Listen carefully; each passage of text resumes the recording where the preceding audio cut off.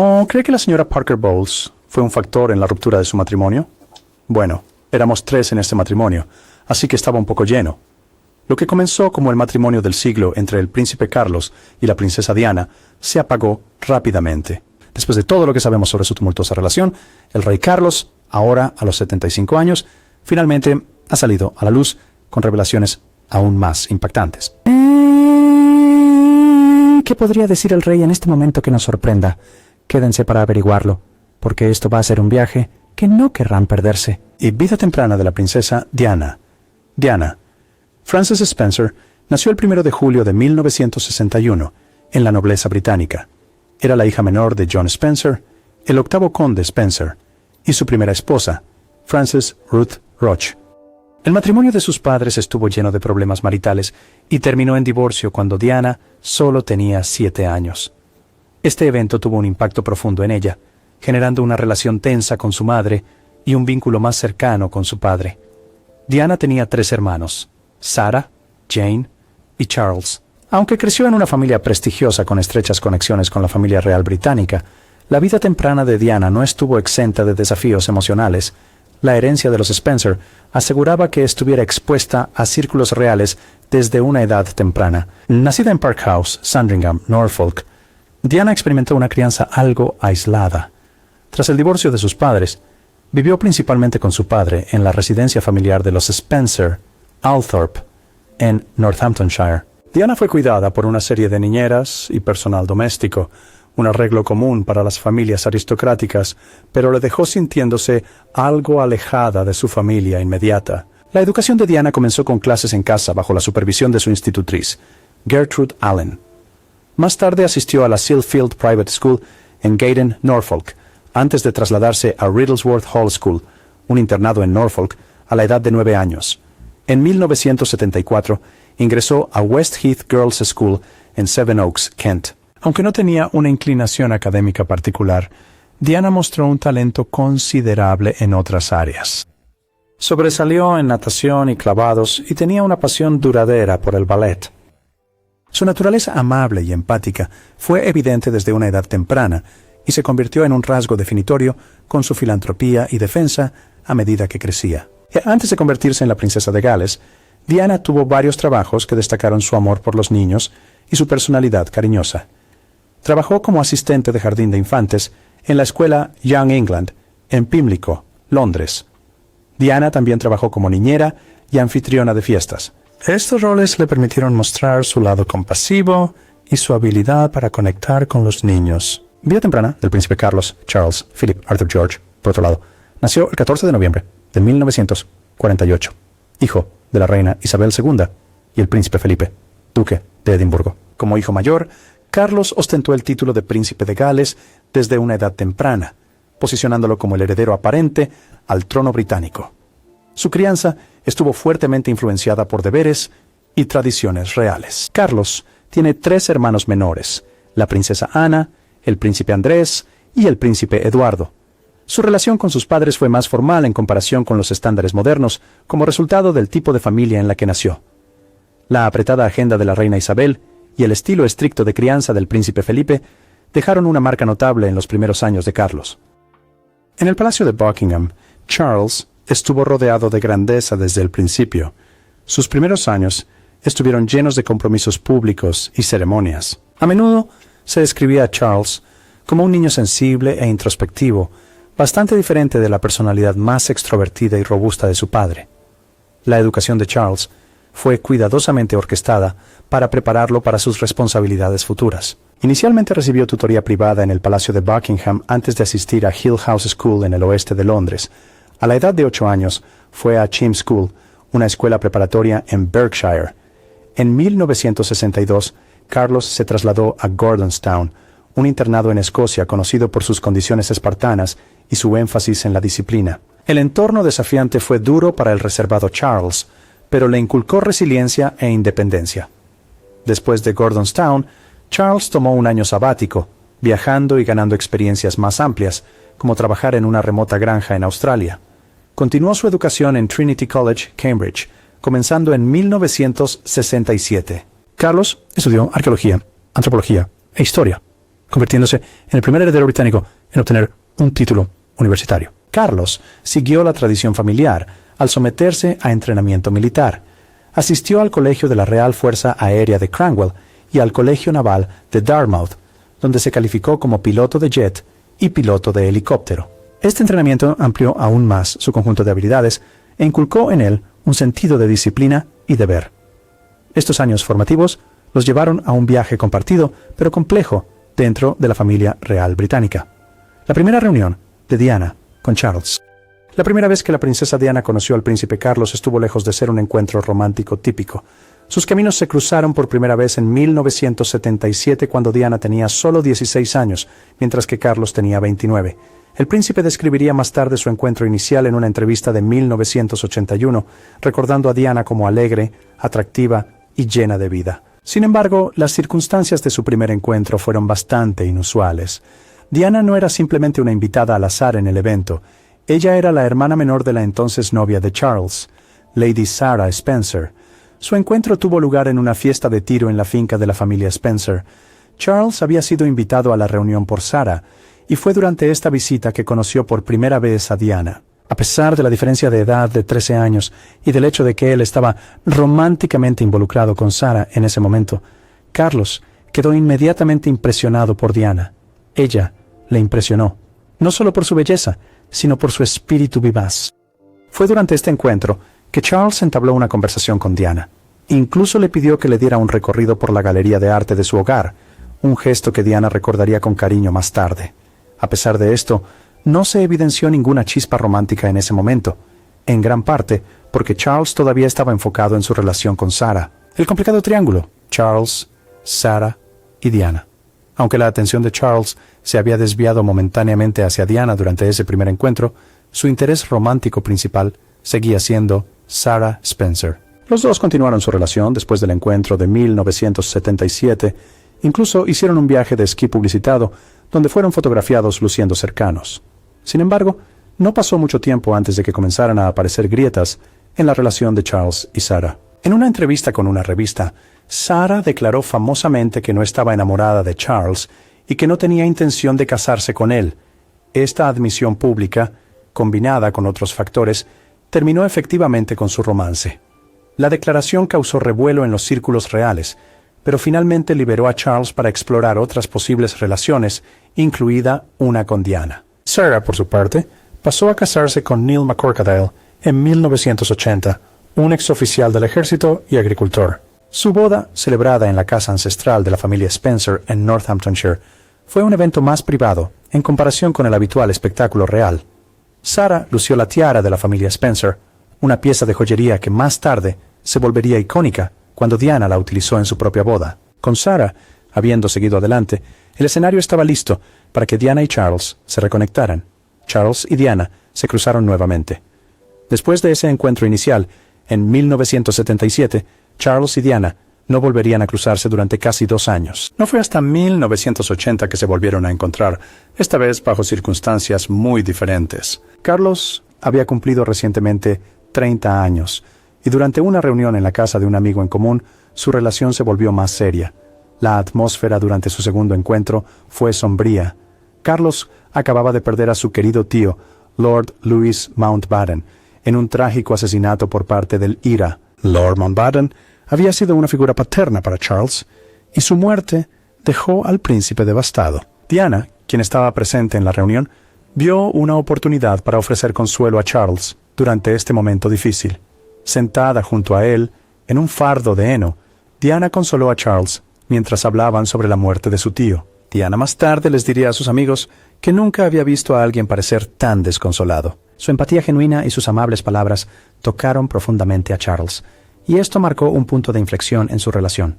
El dolor y la vulnerabilidad que Charles mostró en ese momento lo hicieron más emocionalmente abierto a Diana, quien parecía ofrecer el consuelo que necesitaba. Después de esta conexión emocional, Charles comenzó a mostrar más interés en Diana. Su relación rápidamente se desarrolló en algo más que una simple amistad. Diana tenía solo 18 años en ese momento, y luego admitió que la repentina atención del príncipe fue abrumadora al principio. No estaba acostumbrada a tal afecto por parte de ningún hombre, y mucho menos del futuro rey de Inglaterra. A Carlos quien aún estaba lidiando con la pérdida de su tío, comenzó a cortejar a Diana de manera seria. La invitó a la finca Balmoral de su familia en Escocia, un gesto que señalaba su creciente afecto por ella. El tiempo de Diana en Balmoral se pasó disfrutando del aire libre con Charles, incluyendo excursiones de pesca, donde el príncipe le enseñó pacientemente cómo pescar. Este entorno idílico permitió a la pareja vincularse de una manera que se sentía natural y pacífica. Durante este periodo, Diana comenzó a vislumbrar la vida real, pero la relación aún parecía sencilla y dulce.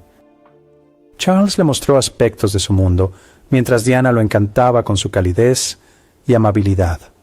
La prensa aún no se había enterado de su incipiente romance, lo que les permitía disfrutar de la compañía del otro, lejos del ojo público. Sin embargo, bajo la superficie había señales sutiles de que no todo era tan perfecto como parecía. Su diferencia de edad, aunque no se discutía abiertamente, era significativa. Diana todavía era una adolescente cuando comenzaron a salir, y Charles, quien había experimentado mucho más en la vida, podría haber estado buscando algo en una pareja que Diana, a su edad, no podía proporcionar completamente. Sin embargo, en esta etapa de su relación, ninguno de los dos parecía consciente de los desafíos que se avecinaban. Por ahora, eran simplemente dos personas disfrutando de la compañía del otro y comenzando lo que parecía un romance de cuento de hadas. La impresión inicial de Diana de Carlos como un hombre amable y atento solo se profundizó durante este tiempo, y la atracción de Carlos hacia Diana continuó creciendo. El compromiso de la pareja, un asunto público. El 24 de febrero de 1981, después de solo 6 meses de noviazgo, el príncipe Carlos y Lady Diana Spencer anunciaron su compromiso, un momento que quedaría grabado en la historia británica. No fue un anuncio sorprendente para el público, ya que había habido mucha especulación sobre la relación de la pareja en los medios. La noticia llegó a través del Lord Canciller y rápidamente se convirtió en el titular de todos los principales medios de comunicación. Diana, entonces con solo 19 años, estaba llena de emoción y anticipación. Este era un momento con el que había soñado, y su felicidad era palpable durante su aparición conjunta en el Palacio de Buckingham para una entrevista formal con la BBC. Durante la entrevista, Diana describió a Charles como un hombre increíble, y Charles expresó su alegría por la aceptación de Diana a su propuesta. Compartió que había pedido su mano 3 semanas antes del anuncio oficial, durante una cena privada en el Palacio de Buckingham. Reveló que había dado a Diana tiempo para considerar su respuesta, mientras ella se preparaba para un viaje a Australia. Sin embargo, Diana aceptó inmediatamente su propuesta, mostrando su disposición para entrar en el foco de atención real. Desde ese momento, comenzó la transición de una vida relativamente privada a una que sería examinada por el mundo entero. Diana se mudó de su apartamento en Kensington y se trasladó a Clarence House, donde permanecería hasta el día de su boda.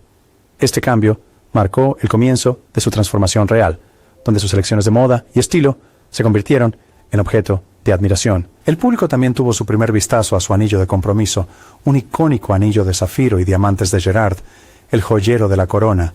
Su diseño, inspirado en un broche creado para la reina Victoria por el príncipe Alberto, rápidamente se convirtió en un símbolo de la elegancia e individualidad de Diana. La boda del siglo A medida que se acercaba el día de la boda, la emoción inicial de Diana comenzó a decaer.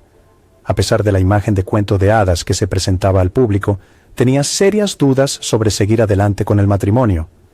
Estas dudas se agravaron con el descubrimiento de una pulsera que Carlos tenía la intención de regalar a su antigua amante, Camilla Parker Bowles. Solo días antes de la boda, Diana estaba devastada, sintiéndose traicionada e insegura de si podía confiar en Charles.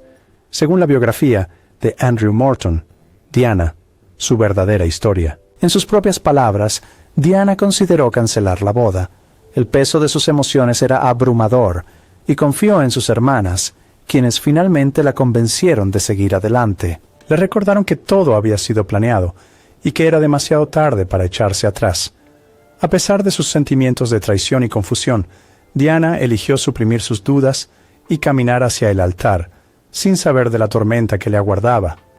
En la víspera de la boda, Diana recibió un anillo de sello de Charles, grabado con las plumas del príncipe de Gales. Junto con el anillo, le envió una nota sincera expresando su orgullo y amor, asegurándole que todo estaría bien. Este gesto le dio suficiente consuelo para seguir adelante con la boda, y en la mañana del 29 de julio de 1981, Diana estaba lista para enfrentarse al mundo como la futura princesa de Gales.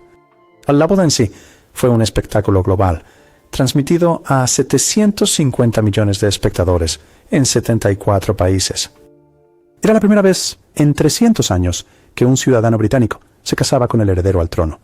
El evento fue grandioso y lujoso, con un costo reportado de alrededor de $48 millones, consolidando su lugar como una de las bodas más extravagantes en la historia moderna. Diana lucía radiante en su vestido de tafetán de seda marfil, adornado con más de 10.000 perlas y bordado de encaje intrincado. El vestido, diseñado por David y Elizabeth Emanuel, se convirtió en uno de los vestidos de novia más icónicos de la historia. En su cabeza llevó la tiara Spencer, una reliquia familiar que añadió un toque de tradición a su apariencia regia. En sus propias palabras, Diana les dijo a sus amigos que ese día se sentía como la chica más afortunada del mundo, profundamente enamorada de Charles y lista para comenzar un nuevo capítulo de su vida. La pareja intercambió votos en la Catedral de San Pablo frente a una congregación de 3.500 invitados, incluidos muchos dignatarios y familias reales.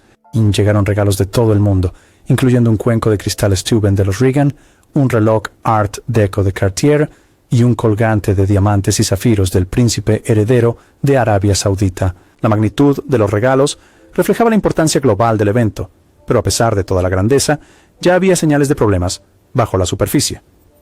Problemas en el día de la boda. Aunque la ceremonia parecía impecable, estuvo lejos de serlo. Diana omitió la palabra obedecer de sus votos, un gesto simbólico que insinuaba su deseo de un enfoque más moderno al matrimonio. Durante el recitado de sus votos, Diana equivocadamente invirtió el nombre de Charles, llamándolo Philip Charles Arthur George, en vez de Charles Philip Arthur George. Charles, por otro lado, tropezó con sus líneas, diciendo que le daba sus bienes en lugar de sus bienes mundanos. Sumando a la lista de pequeños pero reveladores errores, Charles olvidó besar a Diana después del intercambio de votos. Esto se rectificó más tarde cuando la pareja se dio un beso público en el balcón del Palacio de Buckingham, un momento que se convertiría en una de las imágenes más memorables del día. Las calles de Londres estaban llenas con más de 600.000 simpatizantes, todos ansiosos por ver a los recién casados. Para muchos fue un día de celebración, pero para Diana fue el comienzo de un viaje difícil y tumultuoso, una luna de miel real con tensiones ocultas. Después de su esperada boda, la princesa Diana y el príncipe Carlos iniciaron una luna de miel de 3 meses, comenzando con un crucero de 12 días en el yate real Britannia. La pareja navegó por las islas griegas y Egipto antes de pasar el resto de su luna de miel en el castillo de Balmoral, en Escocia. En la superficie parecía una escapada de ensueño, pero debajo del brillo ya había signos de problemas, aunque nadie, ni siquiera los recién casados, parecía darse cuenta. A pesar de las fisuras, su primer año de matrimonio todavía estuvo marcado por momentos de amor y optimismo. El embarazo trae esperanza e incertidumbre. No mucho después de su regreso de la luna de miel, la pareja compartió la alegre noticia de que Diana estaba embarazada de su primer hijo. El anuncio hecho al mundo generó emoción y celebración. Diana, sin embargo, luchaba en privado con la ansiedad. En una carta a su secretaria personal Jane Parsons, Diana admitió sentirse abrumada por su embarazo, revelando las profundas luchas emocionales que enfrentó durante ese tiempo. En una desgarradora confesión, Diana reveló más tarde que su sensación de insuficiencia durante su embarazo la llevó a tirarse por un tramo de escaleras. Afortunadamente, ni ella ni el bebé en gestación resultaron heridos. A pesar de la agitación emocional, el 21 de junio de 1982, Diana y Carlos dieron la bienvenida a su primer hijo, el príncipe William, al mundo. En un alejamiento de la tradición real, Diana decidió dar a luz a su hijo en una sala de maternidad en lugar del palacio. La decisión levantó cejas, pero Charles la apoyó completamente. Diana eligió el ala lindo del Hospital St. Mary's en Londres, convirtiéndose en la primera miembro de la realeza en dar a luz a un heredero al trono británico fuera de las murallas del palacio. Esta elección, junto con la presencia del príncipe Carlos a su lado durante el parto, mostró un lado más moderno e íntimo de la pareja real. El príncipe Carlos famoso por adherirse a las costumbres reales, se apartó de la tradición al asistir al nacimiento de William, un gesto que sorprendió a muchos. Informes de la época afirmaban que fue el primer padre real en estar presente durante el parto de su hijo, lo que demostró su entusiasmo por convertirse en padre. Diana y Charles incluso habían coordinado el momento del nacimiento para adaptarse al horario de Charles, asegurándose de que él estuviera presente para la llegada de su hijo, la alegría de Charles y el alivio de Diana. El nacimiento de su primer hijo parecía traer una nueva alegría a su matrimonio. Charles estaba encantado, escribiéndole a su madrina, Lady Patricia Breborn, que la llegada de su hijo significaba más para él de lo que había imaginado. También compartió su felicidad en cartas a amigos, incluidos Hugh y Emily Van Cutsem, expresando cómo la paternidad le había traído una alegría abrumadora. Estas cartas, más tarde publicadas en la biografía oficial del príncipe Charles por Jonathan Dimbleby, revelaron la profundidad de sus emociones. Diana también estaba muy feliz de tener a William en casa. Más tarde reflexionó sobre cuánto valoraba esos primeros días con su recién nacido, llamando a la llegada de William una fuente de inmensa felicidad. Tener a Charles a su lado durante el nacimiento fue un consuelo para ella, y expresó gratitud por su apoyo a lo largo del proceso. Por un breve momento, la pareja parecía la familia real ideal. El nacimiento del príncipe Harry y el descontento persistente. 2 años después del nacimiento del príncipe William, Diana quedó embarazada nuevamente. En septiembre de 1984, ella y Charles anunciaron que esperaban a su segundo hijo, noticia que trajo alegría a muchos. Sin embargo, Diana había sufrido un aborto espontáneo antes del embarazo, una experiencia que la había dejado emocionalmente afectada. Incluso les había confesado a sus amigos que no estaba segura de si era capaz de pasar por el parto de nuevo. A pesar de estas reservas, continuó con el embarazo. A puertas cerradas, las cosas eran menos armoniosas. Diana confió más tarde a su amigo cercano, James Colthurst, que el príncipe Carlos estaba decepcionado por la noticia de que su segundo hijo sería un niño. Charles había anhelado tener una hija, y cuando la pareja descubrió que estaban esperando otro hijo, la decepción de Charles se hizo evidente. A pesar de la emoción tradicional que rodea un nacimiento real, Diana sintió la presión de estar a la altura de las expectativas. Un nacimiento real con emociones encontradas. El 15 de septiembre de 1984, después de 9 horas de trabajo de parto, Diana dio a luz a su segundo hijo, el príncipe Henry Charles Albert David. En la segunda biografía de Diana, se reveló que Charles expresó su decepción no solo porque Harry era un niño, sino también porque heredó el cabello rojo que corre en la familia de Diana. El matrimonio de la pareja, ya mostrando signos de tensión, fue puesto a prueba aún más por la incapacidad de Charles para ocultar sus sentimientos. En el bautizo de Harry, en diciembre de 1984, Charles supuestamente hizo un comentario a la madre de Diana, diciendo que esperaban una niña. El comienzo del fin, el nacimiento de su segundo hijo, marcó un punto de inflexión en la relación de Diana y Charles. Mientras el mundo veía a una pareja real feliz, Diana lidiaba en privado con la distancia emocional entre ella y su esposo. En una rara entrevista televisada con ITN en 1985, la pareja intentó disipar los rumores sobre su relación tensa. El periodista Alastair Burnett le preguntó a Diana si había encontrado difícil adaptarse a la vida pública. Diana admitió que había sido desafiante, mientras Charles insinuó las tensiones en su matrimonio al reconocer que todas las parejas enfrentan problemas. Diana fue profundamente afectada por la falta de entusiasmo de Carlos por el nacimiento de Harry y sus comentarios en la entrevista.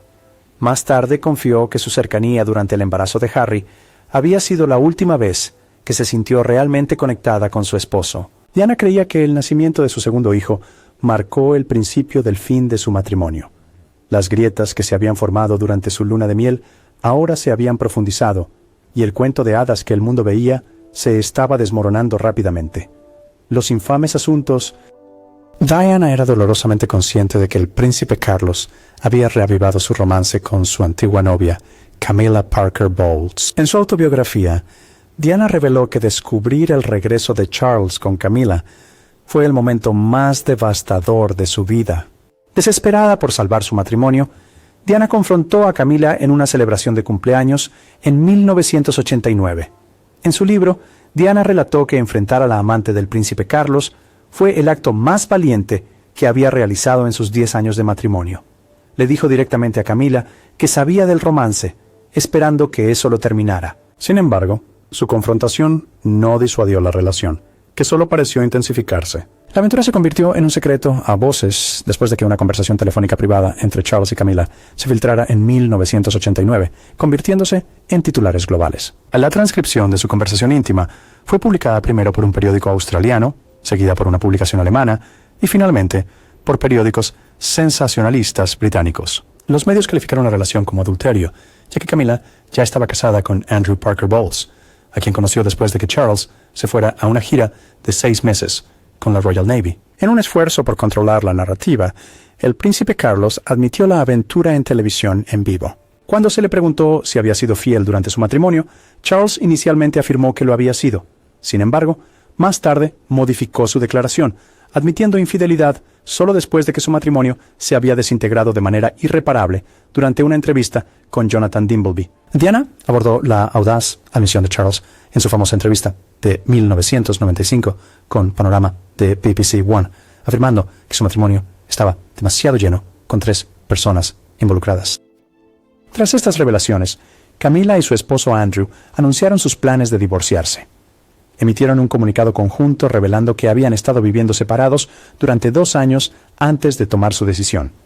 Esto desató una intensa especulación de que Charles y Diana también se dirigían hacia un divorcio. En sus subsiguientes entrevistas, Diana habló amargamente sobre Carlos, expresando cómo él la había hecho sentir completamente inadecuada en cada aspecto de su matrimonio. El supuesto romance de la princesa Diana con el capitán del ejército británico, James Hewitt, que supuestamente comenzó en 1986, ganó más atención en medio del escándalo. La relación de 4 años fue públicamente revelada por Hewitt en su sincera biografía y entrevistas, donde afirmó que la relación de Diana con él fue una consecuencia de la infidelidad de Charles.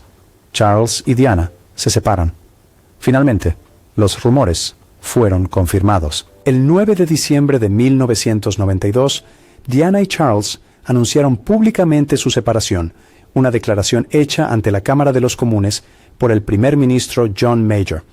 Él enfatizó que la pareja tenía la intención de coparentar amigablemente, aunque sus ubicaciones geográficas dispares ponían en duda esta afirmación. The New York Times proporcionó más detalles, señalando que el palacio había insistido en que no había un tercero involucrado y que los asuntos de Charles y Diana eran meramente rumores. Se decía que la separación fue ordenada por la propia reina. En el momento del anuncio, Charles estaba visitando un hogar de ancianos en Londres, mientras Diana estaba en una clínica en el noreste de Inglaterra.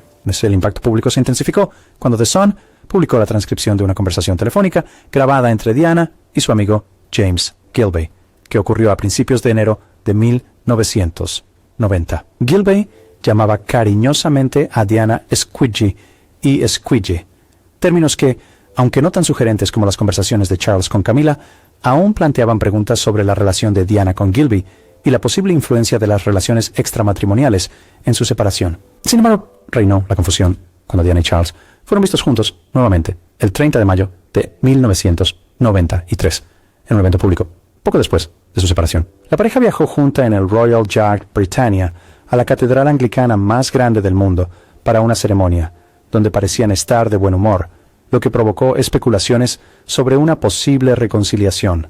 Sin embargo, esta fue su última aparición pública como pareja. Su aparición conjunta posterior ocurrió durante la conmemoración del 50º aniversario de la Batalla del Atlántico. Diana también fue vista con la familia real durante el paseo navideño anual en Sandringham el 25 de diciembre de 1993. Durante los siguientes 2 años, Diana y Carlos se concentraron en sus actividades individuales. Diana se dedicó al trabajo benéfico, visitando hospitales y ayudando a niños enfermos. También contrató al entrenador de voz Peter Settlen para mejorar sus habilidades de oratoria. Mientras tanto, Charles continuó cumpliendo con sus deberes reales. La disolución legal de su matrimonio, conocida como el Decreto Absoluto, fue emitida el 28 de agosto de 1996. Este decreto marcó el fin irreversible de su unión matrimonial y fue ampliamente visto como la conclusión del matrimonio del siglo. Detalles del acuerdo de divorcio. Después de su divorcio, Diana tenía la opción de conservar su título de princesa de Gales, pero se le requirió renunciar al título de Su Alteza Real. Los informes sugerían que mientras la reina Isabel II no tenía objeciones a que Diana conservara su título de Alteza Real, Carlos estaba firmemente opuesto a la idea. A Diana se le concedió el uso de apartamentos de Estado en el Palacio de St. James con fines de entretenimiento y retuvo acceso a los apartamentos del Palacio de Kensington, asegurados para su residencia continua. Además, se le concedió el uso de los aviones privados de la familia real para viajar. Según el New York Times, Diana recibió un acuerdo financiero sustancial como parte del acuerdo de divorcio. Se le otorgó un pago único estimado en $22.500.000 en efectivo, junto con una asignación anual de $600.000 para administrar su oficina privada, que era responsable de coordinar su trabajo caritativo y otras funciones oficiales. Sin embargo, la asignación estaba programada para terminar en septiembre de 1996, después de lo cual Diana era responsable de sus propios gastos. Mantuvo las joyas que había recibido durante su matrimonio y continuó disfrutando de privilegios de transporte aéreo proporcionados tanto por el gobierno como por la familia real británica. Últimos años de trabajo humanitario. En los años previos a su prematura muerte, la dedicación de Diana a los esfuerzos humanitarios se mantuvo inquebrantable. Continuó rompiendo barreras en temas delicados como el SIDA, realizando visitas muy publicitadas a hospitales y clínicas de VIH-SIDA. Su valentía para tomar las manos de los pacientes y sentarse a su lado desafió el estigma que rodeaba la enfermedad, humanizando a los afectados y atrayendo la atención mundial tan necesaria a su situación. Diana también mostró un profundo interés en la campaña contra las minas terrestres, una causa que la llevó a visitar regiones devastadas por la guerra en Angola y Bosnia. A través de su participación en la campaña internacional para prohibir las minas terrestres, no solo llamó la atención sobre el impacto devastador de las minas en las poblaciones civiles, sino que también influyó en las políticas internacionales destinadas a erradicar esta amenaza mortal. Su famoso paseo por un campo de minas rodeada de fotógrafos de prensa se convirtió en una imagen poderosa que destacó aún más su compromiso con el trabajo humanitario. Las últimas horas de Diana. En las semanas anteriores al trágico accidente, la princesa Diana parecía estar de muy buen ánimo. Se la veía frecuentemente disfrutando de sus vacaciones de verano con Dodi Fayed, un tiempo juntos marcado por la alegría visible y la relajación. Las fotografías los capturaron a bordo del yate Jonah Cole, a menudo riendo y abrazando su nueva relación. Su viaje por la Riviera Francesa destacó la aparente satisfacción de Diana, ya que parecía más tranquila y feliz de lo que había estado en años. A pesar de esta aparente felicidad, Diana y Dodi estaban constantemente bajo el escrutinio de los paparazzi. La presencia implacable de fotógrafos seguía todos sus movimientos, capturando momentos íntimos y contribuyendo a una atmósfera de estrés e intrusión. Esta persecución incesante preparó el escenario para los trágicos eventos que seguirían en París. La noche del 30 de agosto de 1997, Diana y Dodi cenaron en el Hotel Ritz en París. Después de su comida, salieron del hotel para regresar al apartamento de Dodi. Su conductor, Henry Paul, decidió tomar una ruta a través del túnel Pont de l'Alma en un intento de evadir a los paparazzi que lo seguían de manera implacable. La decisión de navegar por el túnel combinada con la persecución a alta velocidad terminó en desastre cuando el coche chocó contra un pilar dentro del túnel. A pesar de la pronta llegada de los servicios de emergencia, las heridas de Diana resultaron fatales y sucumbió a sus heridas horas después en un hospital cercano. El mundo quedó sumido en el shock y el luto mientras se difundía la noticia de la muerte de Diana, marcando el final de un tumultuoso capítulo en su vida. Inmediato desenlace y funeral. La trágica muerte de Diana conmocionó al mundo y su funeral se convirtió en un momento de luto global. La respuesta del público fue inmediata y abrumadora, con dolientes dejando flores, mensajes y homenajes fuera del Palacio de Buckingham y el Palacio de Kensington. Su funeral, celebrado en la Abadía de Westminster el 6 de septiembre de 1997, fue visto por un estimado de 2.500 millones de personas en todo el mundo. El evento reunió a dignatarios, celebridades y gente común, todos unidos en su dolor y recuerdo de Diana. En un gesto conmovedor durante el funeral, el príncipe Carlos eligió usar un traje azul marino en lugar del tradicional atuendo negro de luto. Aunque esta decisión provocó algunas críticas, fue un homenaje deliberado a Diana, quien siempre había preferido ver a Carlos con ropa azul marino. Esta elección simbolizó su reconocimiento de las preferencias de ella y su historia compartida, reflejando un tributo sutil pero significativo a su exesposa. Investigaciones adicionales realizadas en Londres en 2004 y nuevamente en 2007 y 2008 concluyeron que las causas principales del accidente fatal fueron la conducción negligente de Henry Paul y la persecución implacable por parte de los paparazzi. El 7 de abril de 2008, el jurado dictaminó las muertes como homicidios ilegales. Tras las investigaciones, Mohammed Al-Fayed anunció que dejaría de intentar demostrar que la muerte de Diana fue un complot de asesinato, citando su preocupación por sus hijos, el príncipe William y el príncipe Harry. Global Mourning and Tribute. Después de su muerte, surgieron muchos monumentos y homenajes en todo el mundo, rindiendo homenaje al legado de Diana. El Fondo Conmemorativo de la Princesa de Gales se estableció para continuar su labor caritativa, centrándose en causas que apoyaba apasionadamente, como la erradicación de minas terrestres, la concienciación sobre el VIH-Sida y varios otros esfuerzos humanitarios. Los jardines de Kensington vieron la creación del Paseo Conmemorativo de Diana, Princesa de Gales, un sendero de 7 millas que conecta sitios significativos asociados con su vida. Además, la fuente conmemorativa de Diana, Princesa de Gales en Hyde Park, sirve como un lugar de reflexión tranquila y recuerdo. Impacto en la monarquía británica. La muerte de Diana provocó un intenso escrutinio y crítica de la monarquía británica, revelando las fallas y la rigidez dentro de la institución. La respuesta inicial silenciosa de la familia real fue ampliamente criticada, llevando a un desafío de relaciones públicas sin precedentes. El clamor llevó a la reina Isabel II a pronunciar un raro discurso televisado en reconocimiento a las contribuciones de Diana y el dolor del público. Este periodo de luto público y el posterior cambio en el sentimiento público llevaron a la monarquía a adoptar una actitud más abierta y empática. Los cambios implementados tras la muerte de Diana han tenido efectos duraderos en el enfoque de la familia real hacia las relaciones con los medios y el compromiso público. Los últimos años de la princesa Diana estuvieron marcados tanto por disturbios personales como públicos. Su inesperado fallecimiento arrojó una sombra oscura sobre el mundo y en particular sobre la familia real.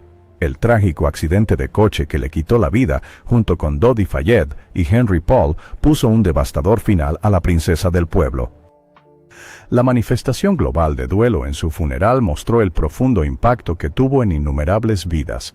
Su compasión y dedicación a las causas humanitarias le ganaron admiración en todo el mundo, y su legado sigue influyendo en muchos.